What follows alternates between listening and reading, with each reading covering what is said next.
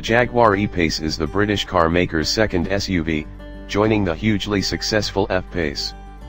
This is the large SUV that, in just 1 year of production, has already been crowned the 2017 World Car of the Year and become Jaguar's best-selling model. The desire for Jaguar to create another smaller, more affordable SUV therefore seems to be as logical as it is exciting. Sadly, E-Pace doesn't mean electric. That's reserved for the forthcoming I-Pace SUV. It just means smaller than F-Pace. Instead, this baby SUV will be available with 4-cylinder gasoline and diesel engines as well as the choice of front or all-wheel drive, although only the entry-level 148 horsepower diesel can be ordered with front-wheel drive, outside of the United States. Given that popularity and consumer confidence around the D word is dropping, the diesel engine won't even be offered in the US. We've focused here on testing the petrol-powered E-Pace P300R Dynamic House with 296 HP, all-wheel drive, and a 9-speed automatic transmission. Jaguar describes it as being as close to building a hot hatch as the company will ever get. In the metal, pictured here in silicon silver, the Jaguar E-Pace is similar in size to the Audi Q3 and forthcoming Volvo XC40, dinky yet perfectly formed. This may only be the second Jaguar SUV in history, but it offers a sharp, confident design that borrows the very best design cues from the F-Type sports car. Most noticeable are the large headlights and muscular rear shoulders that are pure F-Type, while interior elements such as the exaggerated rake of the dashboard, the passenger grab handle, and pistol-style drive selector help deliver a much sportier vibe than you get in rivals like the BMW X1 and Mercedes GLA. Those striking proportions do take priority over passenger space, with access into the rear seats impeded by both the sloping roofline and large wheel arch cutaways that accommodate a maximum, and huge, 20-inch alloy. Storage space up front is good, with a center console that houses multiple USB charging points and can carry 2 1-liter bottles of water, although the passenger footwell is noticeably tight on wriggle room. Jaguar claims the cargo area offers 20.4 cubic feet of space with the rear seats upright, which sounds bigger than the space looks, so we'd advise bringing along your pushchair or golf clubs to your test drive, just to check your life fits. The E-Pace is based on the same platform as the Land Rover Range Rover Evoque, but it features substantial revisions that help give it a stronger road bias, plus further updates that will be filtered into the second-generation Evoque. Jaguar hasn't been afraid to inject a bit of playfulness into its baby SUV, either.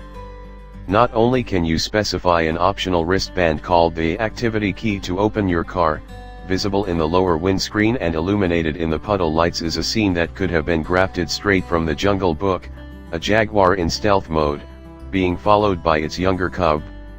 All versions feature 17-inch alloys, and Jaguar's large yet inferior infotainment system, which lacks Apple CarPlay, Android Auto, or the response and user-friendly nature of rival systems from BMW and Audi equivalents.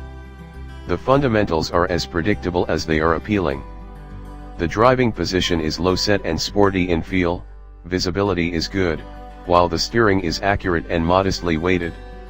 It all feels very predictable and assured.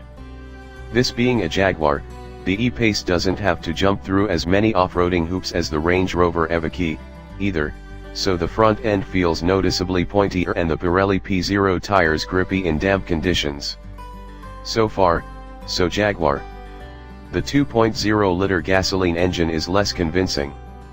This may be the same unit that is used in the F-Type coupe, but while the power is delivered in a smooth, linear fashion, in this application it's noticeably less tuneful and doesn't feel anywhere near as quick as the figures suggest.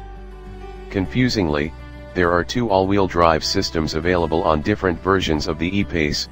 There's a more benign Haldex-Pace standard driveline, or the active driveline as fitted to this P300AWD tester. When cruising at steady speeds, this drivetrain is able to shift all drive to the front wheels to save fuel, but during more spirited drives, it can send 50% of the engine's torque to the rear wheels. Despite this and the optional configurable dynamics pack that allows you to personalize the steering weight, throttle response, and gearshift speed, the E-Pace never feels particularly exciting to drive. The one overarching factor severely blunting your enjoyment and this car's sporting intentions is weight.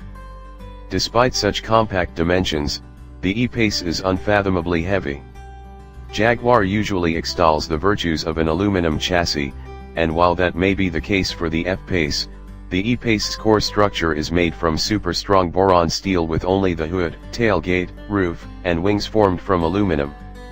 Jaguar bosses say a steel structure has helped improve interior packaging while making the E-Pace almost as stiff as the F-Type sports car.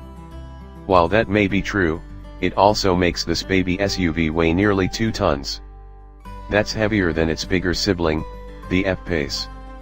Fluid in the corners the E-Pace may try to be, but you cannot disguise that weight under braking, acceleration, the brittle ride quality, or in the suicidal fuel gauge. Cutting costs may be another reason for the choice of material change, but then this E-Pace doesn't seem to offer good value, either. Sure, pricing starts at £28,500 for the entry-level diesel/manual that nobody will buy in the States. It's $38,600 for the base 2.0-liter gas engine with all-wheel drive. But even the 238 HP 2.0-liter petrol E-Pace, the cheapest gas engine, currently, which may well be the sweet spot in the range, is £40,000 if you want leather and those smart LED running lights. That'll get you the equally precise feeling Audi Q5 2.0 TFSI or the swanky and desirable Volvo XC60 T5R design, both of which are from the class above and therefore much bigger, more practical cars. You'll need to part with £50,000 for a version that resembles the E-Pace P300R design in these pictures.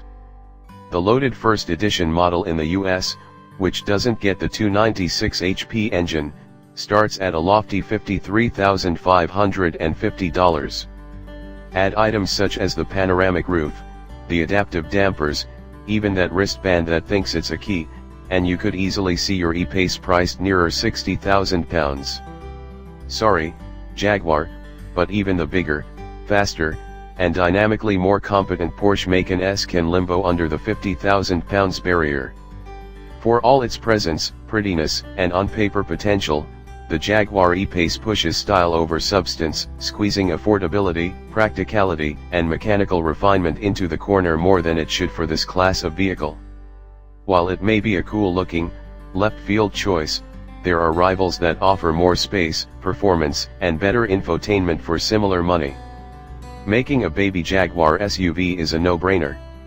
Making a Porsche Macan beater is clearly a lot tougher.